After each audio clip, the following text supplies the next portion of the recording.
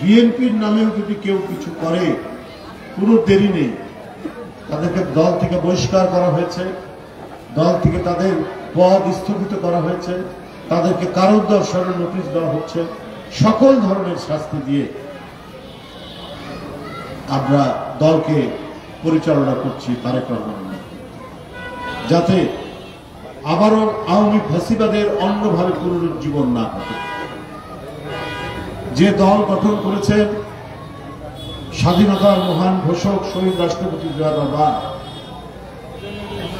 দেশনেত্রী বেগম খালেদা জিয়া, আমরা সেই জিয়াউর রহমানের আমল,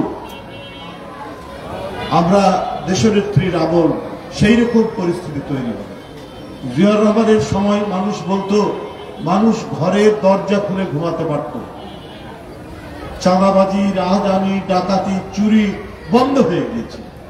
এই কারণেই জিয়াউর রহমান আজ জনপ্রিয়। আজও অনেক কারণে, অনেক দিক থেকে দেশের অর্থনীতি, দেশকে স্বনির্ভর করা, খাল কাটা, খাদ্য উৎপাদন করা, অনেক পদক্ষেপ ওই অল্প সময়ের মধ্যে।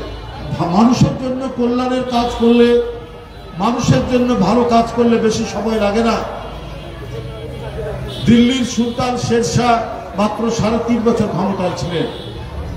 এর মধ্যে একেবারে বাংলাদেশ থেকে পেশোয়ার পর্যন্ত গ্র্যান্ড ট্রাঙ্ক রোড তিনি তৈরি করেছিলেন, রাস্তার দুই ধারে গাছ লাগিয়েছিলেন, সরাইখানা করেছিলেন, আপনার ডাক সিস্টেম, পোস্টাল সিস্টেম ডেভেলপ করেছিলেন মাত্র 3.5 বছরে।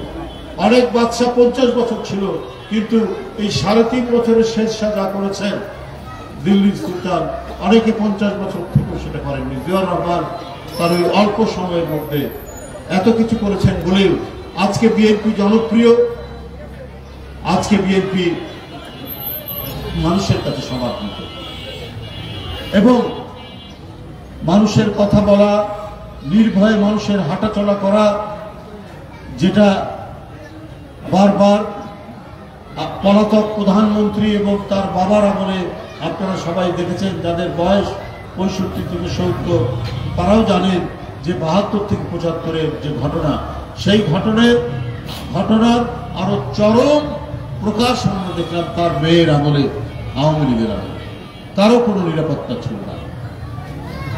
আওয়ামী লীগের যুব সংগঠনের নেতারা ক্যাসিনো, জুয়ার আসর বসিয়েছিল ঢাকা শহরে। 50টা ক্যাসিনোর আমরা খবর পেয়েছি। জনগণের এই বিক্ষুব্ধতার মুখে বাধ্য হয়েছিল সেই সব নেতাদেরকে জেলে নিয়ে যেতে, কিন্তু কিছুদিন পর আবার ছেড়ে দিয়েছে। একটা অনাচার, অবিচারের রাজত্ব কায়েম করেছিল শেখ হাসিনার আমলে। লুট, টাকা পাচার, এটা যেন জীবনের একটা অঙ্গ করে দিয়েছিলেন শেখ।